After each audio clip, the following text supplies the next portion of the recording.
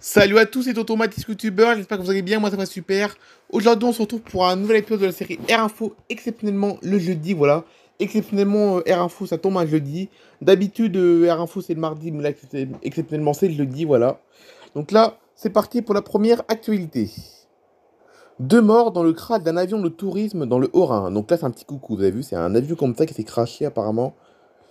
Le pilote et la passagère d'un avion de tourisme sont morts dans le crash de l'appareil à proximité de l'aéroport de Mulhouse-Apsein ce mercredi 5 juillet. Donc c'était mercredi dernier, il y a plus d'une semaine déjà. Un petit avion de tourisme s'est crashé le mercredi 5 juillet à proximité de l'aérodrome de Mulhouse-Apsein où il aurait dû atterrir. Le pilote et la passagère sont morts dans l'accident malheureusement, annonce la préfecture du Haut-Rhin dans un communiqué diffusé en milieu de soirée.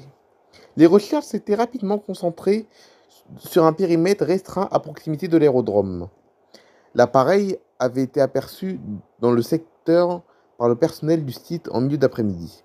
Il a ensuite été localisé par un hélicoptère de l'armée de l'air. Les deux victimes ont été découvertes par les secours. Les circonstances ayant conduit à la chute de l'appareil ne sont pas connues à ce stade et relèvent désormais de l'enquête judiciaire, précise la préfecture. Cet appareil de type Lancer LNC2 avait découlé de Karlsruhe, en Allemagne, avant de disparaître des écrans radars entre 14h30 et 15h30. Le plan SATER, sauvetage aéroterrestre, a été déclenché par les autorités. Il a permis de mobiliser des moyens aériens, terrestres ou radioélectriques. Le centre opérationnel départemental avait été activé à 16h19 par le préfet du Haut-Rhin afin d'assurer la coordination de l'ensemble des services. North Atlantic à Miami aussi depuis Paris et Berlin. Ah oui, North Atlantic, pour ceux qui ne connaissent pas, c'est une nouvelle compagnie low cost, une toute nouvelle compagnie low cost qui est en train de s'installer progressivement, j'ai l'impression. Et là, vous avez vu, il y a le North Atlantic récemment inauguré une ligne à destination de Miami au départ de Paris-Orly et de Berlin. Voilà. Alors, on va voir ce que c'est North. Donc c'est toute nouvelle compagnie aérienne low cost. La compagnie aérienne low cost long courrier North Atlantic Airways ouvrira en décembre, bon c'est pas tout de suite, c'est au mois de décembre, deux nouvelles liaisons vers Miami au départ de Paris-Charles de Gaulle et de Berlin. Alors qu'elle déménagera mi-septembre de Fort Lauderdale vers Miami, ses routes au départ d'Oslo, Gare d'Omain et Long Gatwick, la spécialiste norvégienne du vol long courrier pas cher. Donc c'est norvégien, du coup North Atlantic, du coup c'est norvégien du coup. Du vol long courrier pas cher, a déjà prévu d'y lancer deux nouvelles liaisons depuis l'Europe. À partir du 11 décembre 2023, North Atlantic proposera 4 vols par semaine entre sa base à Paris-Charles de Gaulle et le principal aéroport de Floride, qui est donc Miami, opéré en Boeing 787 Dreamliner, pouvant accueillir 35 ou 56 passagers en classe affaires et 309 ou 282 en économie. Les départs sont programmés le lundi à 16h05, arrivé à 20h heure locale, et le mercredi, jeudi et dimanche à 13h50, avec une arrivée heure locale à 17h45. Les vols retour quittant Miami mardi, mercredi, samedi, dimanche à 20h pour se poser le lendemain à 11h du matin, heure locale également. North Atlantic sera en concurrence avec Air France et French Bee et en haute saison American Airlines sur cette deuxième route au départ de la capitale française après celle vers New York.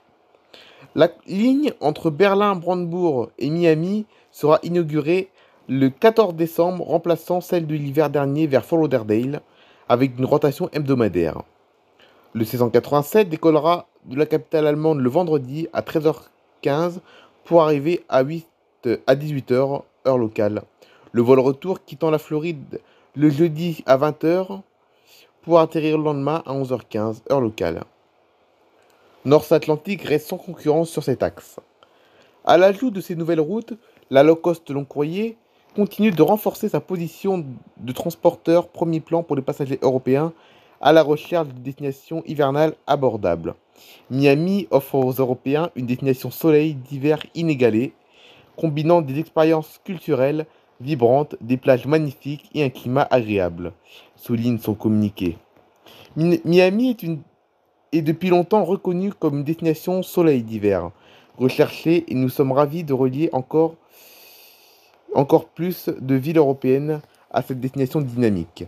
Grâce à North Atlantic, il existe désormais des liaisons aériennes directes abordables entre Paris, Berlin, Oslo et Miami tout au long de la saison hivernale, ce qui signifie que davantage de voyageurs pourront désormais découvrir ces destinations étonnantes des deux côtés de l'Atlantique, a déclaré Bjorn Tors Larsen de North Atlantic. Athènes-Paris. Comment de passagers ont tenté de prendre l'avion sans billet? Deux individus ont tenté fin juin de rejoindre Paris depuis la Grèce en embarquant dans un avion sans billet. C'est seulement à la fin de l'embarquement que l'impair a été repéré. Ils ont été interpellés, évidemment. C'est une fin de voyage que Mathilde aurait bien voulu s'épargner. Cette passagère du vol Athènes-Paris, opéré par la compagnie Transavia, a pris l'avion la peur au ventre le 26 juin. Quelques minutes avant le décollage, deux individus ont été expulsés de l'appareil après que l'équipage se soit rendu compte qu'ils étaient montés sans aucun billet. Ils ont refusé de vérifier que ces personnes n'avaient rien laissé dans l'avion, déplore cette Française qui a fait une réclamation auprès de la compagnie. Le vol ce lundi-là était l'un des tout premiers au départ de l'aéroport international d'Athènes. Comme l'avion était complet, les hôtesses demandaient à tous les passagers de bien respecter la place qui a été indiquée sur leur billet, nous raconte Mathilde, placée au fond de l'appareil. Mais deux passagers ont visiblement des difficultés à trouver un siège. Devant ma rangée, il y avait un monsieur. Quelqu'un lui a dit « c'est ma place », donc il est allé ailleurs. Mais quelqu'un d'autre est venu lui dire la même chose, donc il s'est déplacé à nouveau. Selon le récit de Mathilde, c'est à la fin de l'embarquement que l'équipage se rend compte que quelque chose cloche. Il devait y avoir 4 places vides. Il n'y en avait que 2. Les deux individus sont rapidement repérés. Ils n'ont pas de billets. Ils sont alors sortis de l'appareil. On a demandé est-ce qu'on est sûr qu'ils ont tout pris leur sac?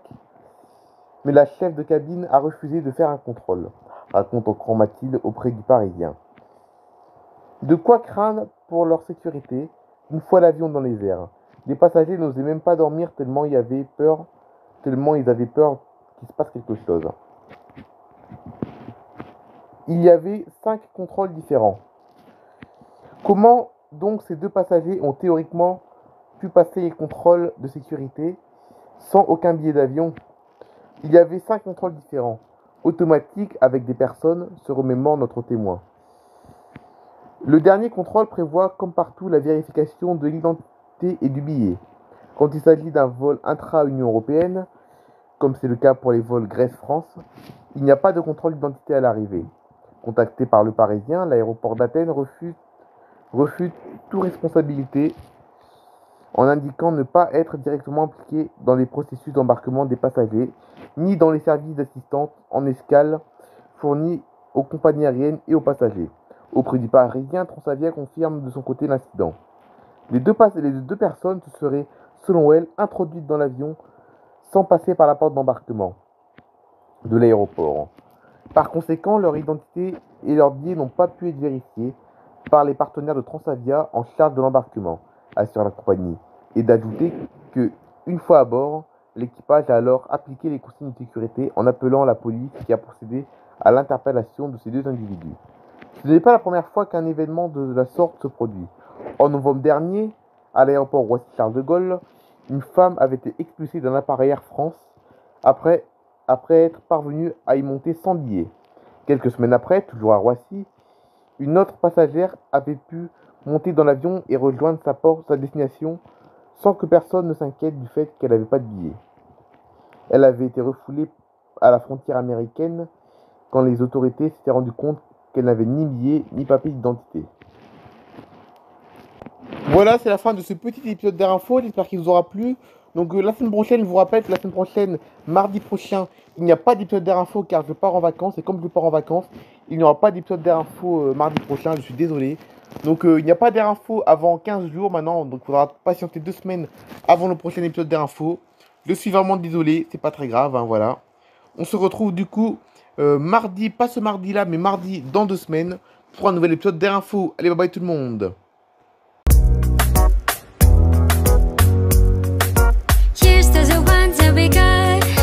Cheers to the wish you were here, but you're not, 'cause our dreams bring back all the memories of everything we've been through.